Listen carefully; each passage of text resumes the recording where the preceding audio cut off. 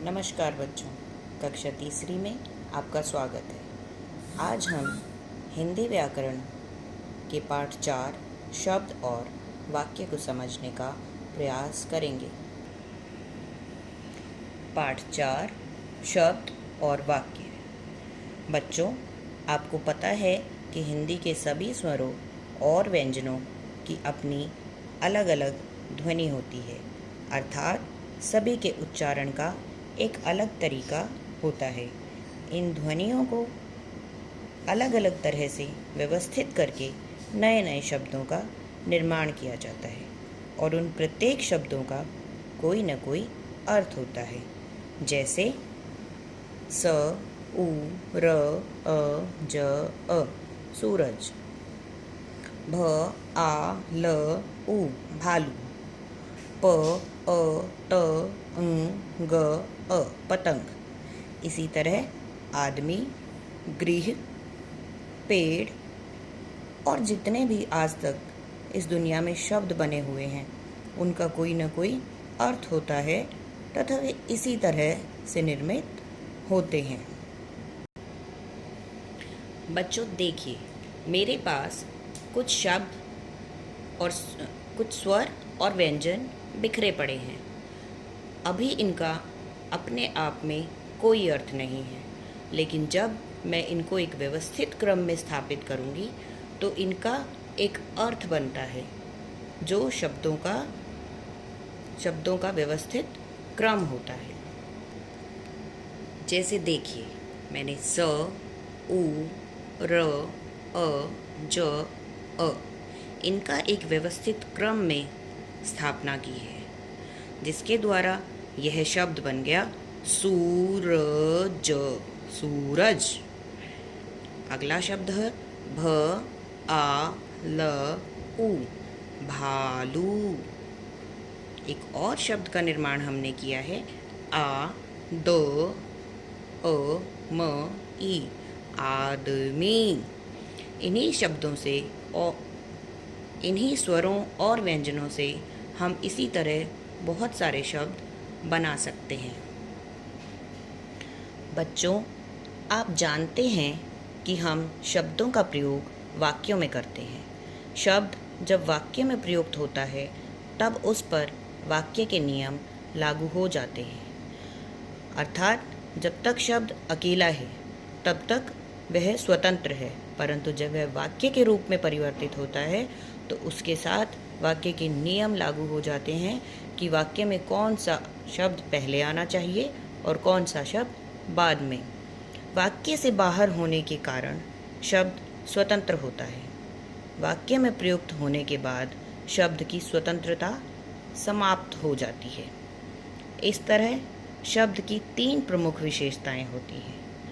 शब्द विभिन्न ध्वनियों के मेल से बनता है, शब्द का कोई न कोई अर्थ अवश्य होता है और शब्द स्वतंत्र होता है।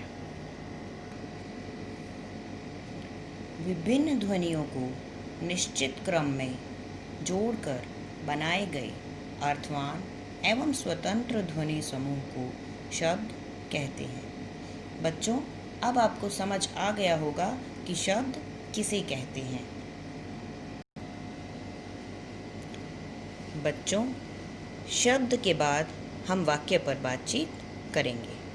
बातचीत करते समय हम वाक्यों का प्रयोग करते हैं। ये वाक्य शब्दों से ही बनते हैं। नीचे कुछ वाक्य दिए गए हैं, इन्हें पढ़िए और बताइए कि कौन सा सही वाक्य है। क है तालाब कमल में खिला। बच्चों, क्या आप बता सकते हैं कि यह वाक्य सही व्यवस्थित शब्दों का समूह है? नहीं, यह वाक्य सही व्यवस्थित शब्दों का समूह नहीं है। ख, खिला है तालाब कमल। खिला में है तालाब कमल, अर्थात खिला शब्द पहले नहीं हो सकता, तालाब या कमल शब्द बाद में नहीं हो सकता, ह बीच में नहीं हो सकता, अर्थात यह वाक्य सही नहीं है। ग, तालाब में कमल खिला है। यह वाक्य हमें एकदम उचित लग रहा है। यह वाक्य सही व्यवस्थित शब्दों का समूह है।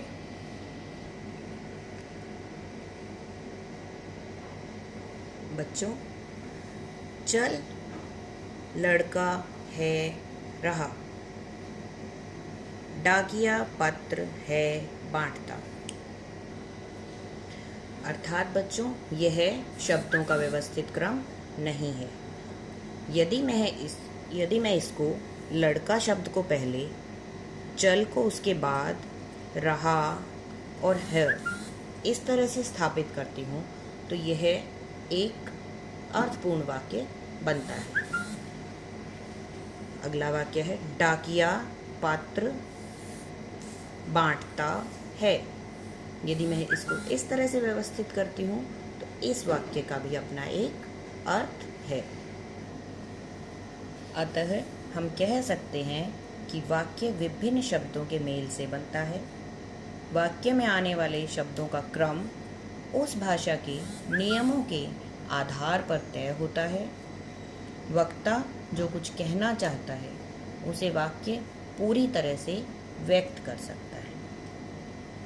बच्चों, शब्दों को निश्चित क्रम में जोड़कर बनी ऐसी रचना जो वक्ता के कथन को पूरी तरह से व्यक्त कर सकती है वाक्य कहलाती है। अर्थात शब्दों का निश्चित क्रम जिसको वक्ता अर्थात बोलने वाला पूरी तरह से व्यक्त करना, मतलब उसको अच्छी तरह से समझा पाना, उसे वाक्य कहते हैं।